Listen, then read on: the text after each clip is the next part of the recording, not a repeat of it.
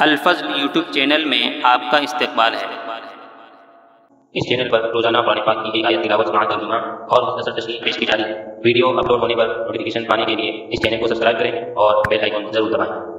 السلام علیکم ورحمۃ اللہ وبرکاتہ۔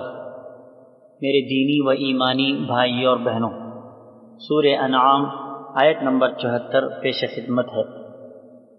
اعوذ باللہ من الشیطان الرجیم۔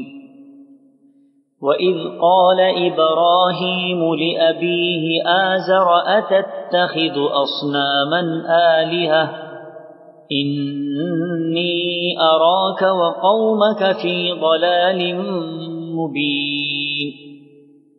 اور وہ وقت بھی یاد کرنے کے قابل ہے جب ابراہیم علیہ السلام نے اپنے باپ آزر سے فرمایا کہ کیا تو بتوں کو معبود قرار دیتا ہے؟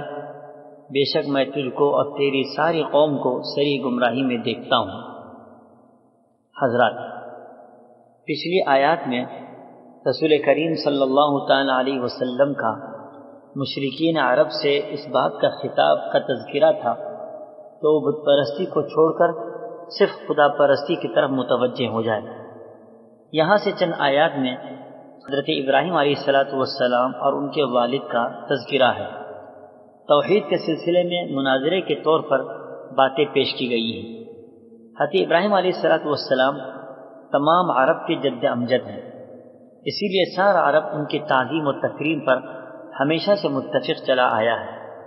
حضرت ابراہیم علیہ السلام نے بت پرستی اور ستارہ پرستی کے خلاف اپنی قوم کو سمجھایا اور خالص توحید کا سبق دیا۔ مناظرے کی شروعات کے طور پر اس آیت میں کہا گیا کہ حضرت ابراہیم علیہ السلام نے اپنے باپ آزر سے کہا کہ تم نے اپنے ہاتھوں کے بنائے ہوئے بتوں کو اپنا معبود بنا لیا ہے، اس معاملے میں میں تم کو اور تمہاری ساری قوم کو گمراہی میں دیکھتا ہوں۔ مشہور بات یہ ہے کہ آزر حضرت ابراہیم علیہ السلام کے والد کا نام ہے۔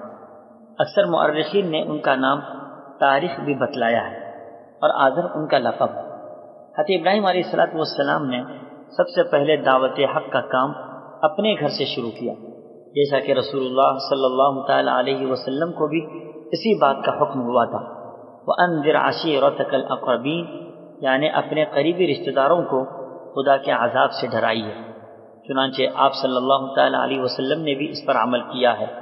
اس سے معلوم ہوا کہ دعوت حق اور اصلاح عمل کا کام اپنے گھروں اور رشتہ داروں سے شروع کرنا انبیاء کی سنت ہے۔ یہ تھی مناظرے کی تمہید کے طور پر مختصر باتیں۔ وآخر دعوانا الحمدللہ رب العالمین۔